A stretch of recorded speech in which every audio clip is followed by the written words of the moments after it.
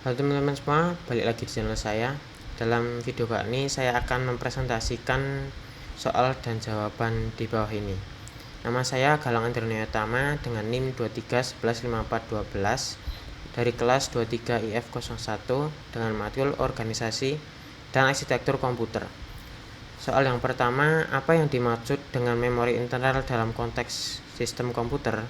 Jelaskan peran fungsi dalam operasi komputer. Nah, jawabannya yaitu memori internal dalam sistem komputer. Memori internal mengacu pada media penyimpanan yang langsung diakses oleh prosesor komputer untuk menyimpan dan mengambil data selama eksekusi program. Peran utamanya adalah menyediakan ruang penyimpanan sementara untuk data dan instruksi yang sedang diproses oleh komputer. Memori internal berfungsi sebagai tempat penyimpanan sementara untuk memastikan bahwa CPU dapat bekerja dengan cepat tanpa harus mengambil data dari media penyimpanan yang lebih lambat seperti hard disk. Soal nomor 2 yaitu sebutkan dan jelaskan dua jenis memori internal yang umum digunakan dalam komputer. Nah, dua jenis memori internal. RAM atau Random Access Memory.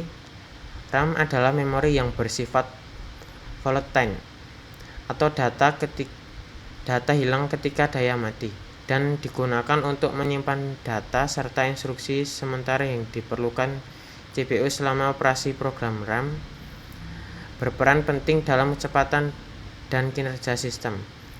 Yang kedua ada ROM atau Read Only Memory. ROM adalah memori non-volatile atau data tidak hilang ketika daya mati, yang berisi instruksi permanen yang diperlukan untuk menjalankan fungsi dasar komputer seperti booting system. Data pada ROM biasanya tidak dapat diubah. Yang ketiga, soalnya mengapa kapasitas memori internal sangat penting bagi kinerja komputer? Berikan contoh dampak dari kapasitas memori yang tidak mencukupi. Pentingnya kapasitas memori internal.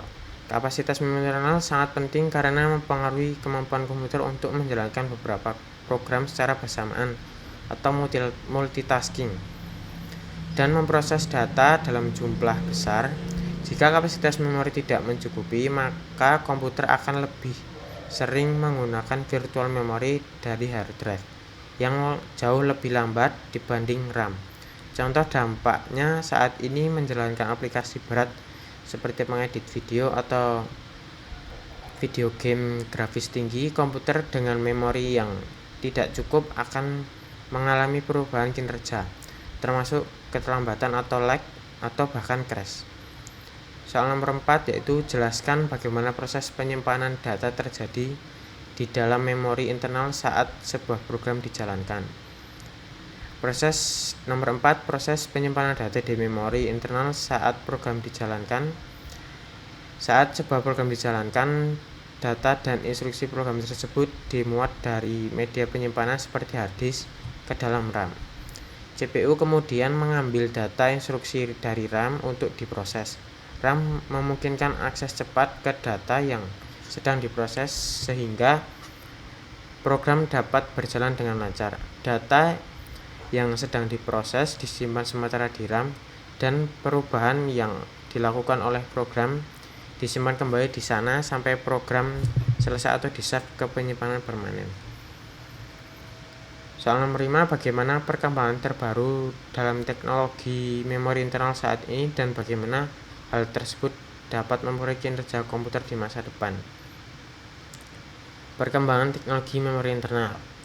Teknologi memori internal terus berkembang, terutama dalam hal kecepatan, kapasitas, dan efisiensi daya.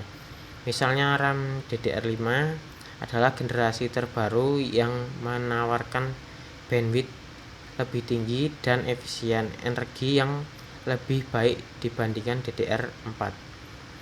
Perkembangan ini memungkinkan komputer menangani data lebih cepat dan multitasking lebih efisien. Selain itu, teknologi memori berbasis 3D-NAND dalam SSD juga memberikan kapasitas lebih besar dan kinerjanya lebih cepat dibandingkan teknologi sebelumnya.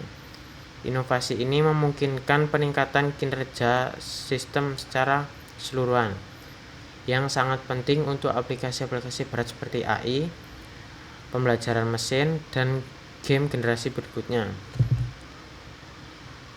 Di masa depan, teknologi seperti memori optik dan quantum memory bisa memberikan lonjakan besar dalam kapasitas dan kecepatan pemrosesan data. Sekian dari saya dan terima kasih.